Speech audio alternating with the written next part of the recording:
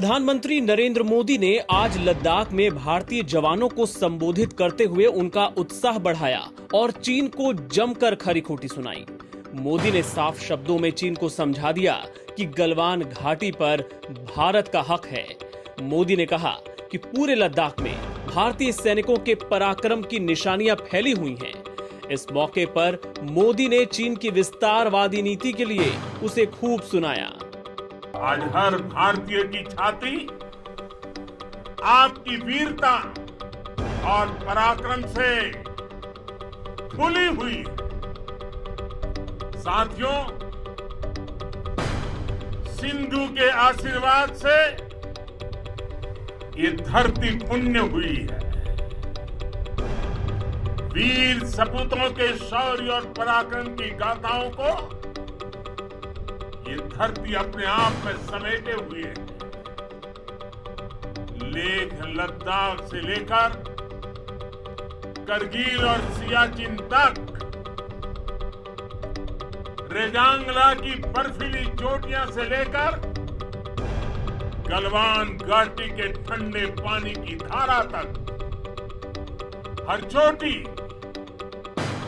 हर पहाड़, हर जर्रा जर्रा, हर कंकड़ पत्थर भारतीय सैनिकों के पराक्रम की गवाही देते हैं।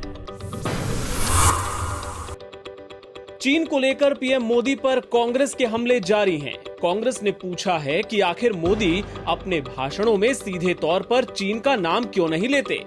कांग्रेस प्रवक्ता रणदीप सुरजेवाला ने ट्वीट करते हुए पूछा कि मजबूत भारत के प्रधानमंत्री इतने कमजोर क्यों, चीन का नाम तक लेने से गुरेज क्यों है। सुरजेवाला ने ट्वीट में सवाल किया कि चीन से आंख में आंख डालकर बात कब होगी। सुरजेवाला ने ट्वीट में कहा कि 28 मई 2020 को पीएम मोदी ने मन की बात की। इस मन की बात में चीन का नाम नहीं। फिर 30 मई 2020 को पीएम मोदी ने राष्ट्र के नाम संदेश दिया, इसमें भी चीन का नाम नहीं। अब 3 जुलाई 2020 को जब पीएम ने सैनिकों से बात की तो इसमें भी चीन का नाम नहीं। आखिर मजबूत भारत के प्रधानमंत्री इतने कमजोर क्यों, चीन का नाम तक लेने से गुरेज क्यों। इसके पहले कांग्रेस नेता मनीष तिवारी ने भी पूर्व प्रधानमंत्री इंदिरा गांधी की लेह दौरे की तस्वीर के जरिए मोदी के लद्दाख दौरे पर तंज कसा था। उन्होंने कहा था कि इंदिरा के लेह दौरे के बाद पाकिस्तान 2 हिस्सों में बंट गया था। देखते हैं अब मोदी क्या करते हैं। मध्य प्रदेश में गुरुवार को हुए शिवराज सरकार के मंत्रिमंडल विस्तार को पूर्व मुख्यमंत्री कमलनाथ ने सौदे का मंत्रिमंडल करार दिया है। वहीं उन्होंने ज्योतिरादित्य सिंधिया पर भी पलटवार किया। जब कमलनाथ से सिंधिया के टाइगर अभी जिंदा है वाले बयान पर प्रतिक्रिया मांगी गई तो देखिए उन्होंने क्या कहा।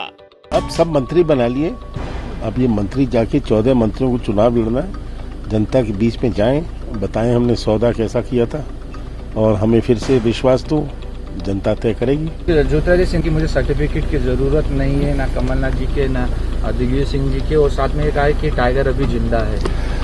देखिए कौन जिंदा है, कौन नहीं जिंदा, कौन हाथी है, कौन घोड़ा है, कौन टाइगर है, ये बातें सब सामने आ जाएंगी। ये मुंह चलाने से ये सब नहीं होता। मंत्रिमंडल का विस्तार हुआ है, उसमें ज्यादा सीटें चंबल क्षेत्र को दी, ज्यादा तो मंत्री वहाँ से हैं। तो आपको लगता है कि उपचुनाव को देखते हुए की गई इसका?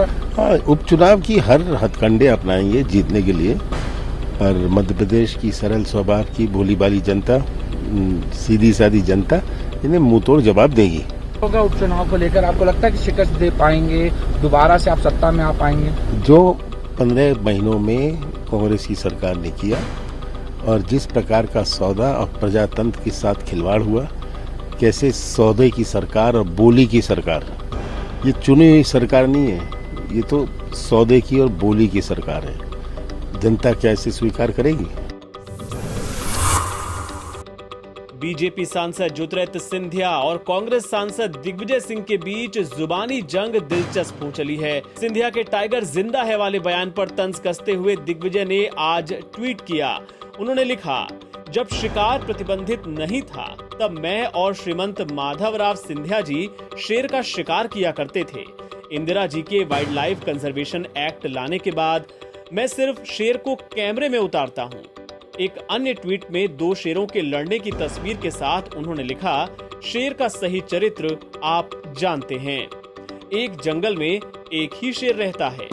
दिग्गिराजा के इन बयानों पर जब ज्योतिरादित्य से सवाल किया गया तो देखिए उन्होंने क्या कहा। हर वक्तव्य और हर प्रतिक्रिया की प्रतिक्रिया नहीं देता, जो मुझे कहना था मैंने कह दिया। अरे बस कमलनाथ जी कह रहे हैं कि ये बिकी हुई सरकार है, सौदे की सरकार है। जो मुझे कहना था आपको मैंने प्रत्यक्ष रूप से अलग से इंटरव्यू कल दिया और मैंने सभाघर में सब कुछ कह दिया। मेरी पूरी जो दिल की भावना है आपके कैमरा में अंकित हो चुकी है। Thank you. अरे कांग्रेस जहां भी जाए, मैंने कहा ना कल कि उनको केवल चिंता है कि उनकी कुर्सी खिसक गई। उनको ना जनता की चिंता है, ना आप पत्रकारों की चिंता है, ना आम लोगों की चिंता है और ना कोरोना की चिंता है। उनको तो चिंता है कि कुर्सी कैसे वापस आए ताकि उनकी मशीन दोबारा शुरू हो पाए। दिल्ली के मुख्यमंत्री अरविंद केजरीवाल आज एलएनजेपी अस्पताल के डॉक्टर असीम गुप्ता के परिवार से मिलने पहुंचे। इस मौके पर केजरीवाल ने उनके परिवार को 1 करोड़ रुपए की सम्मान राशि का चेक भी दिया। आपको बता दें कि कोरोना के मरीजों की जान बचाते बचाते दिल्ली के एलएनजेपी अस्पताल के डॉक्टर असीम गुप्ता खुद संक्रमण का शिकार हो गए थे। जून में उनकी कोरोना वायरस की वजह से मौत हो गई थी। तब मुख्यमंत्री केजरीवाल ने उनकी मौत पर दुख जाहिर करते हुए उनके परिवार को 1 करोड़ की सम्मान राशि देने का ऐलान किया था। डॉक्टर असीम गुप्ता कोरोना के मरीजों का, दिल्ली में कोरोना के मरीजों का इलाज करते करते और उनकी सेवा करते करते शहीद हो गए। ये हम लोगों के लिए बहुत बड़ा लॉस है। डॉक्टर्स, नर्सेज, पैरामेडिक स्टाफ जो है वो इस वक्त दिल्ली में जिस तरह से कोरोना से लड़ते हुए लोगों की सेवा कर रहे हैं और लोगों की जान बचा रहे हैं, यही हमारा सबसे बड़ा सहारा है कोरोना की लड़ाई में। और डॉक्टर असीम गुप्ता जैसे बहुत विरले लोग होते हैं। सीएम साहब ने इसे मदद करने की बात की है। उन्होंने काफ़ी मुझे सहारा दिया, सपोर्ट दिया इतने टफ टाइम में। मैं उनके लिए बहुत बहुत थैंकफुल हूँ और उन्होंने मुझे काफ़ी कंसोल भी किया और इस बारे में भी, मेरी जॉब के बारे में भी उन्होंने मुझे सपोर्ट किया।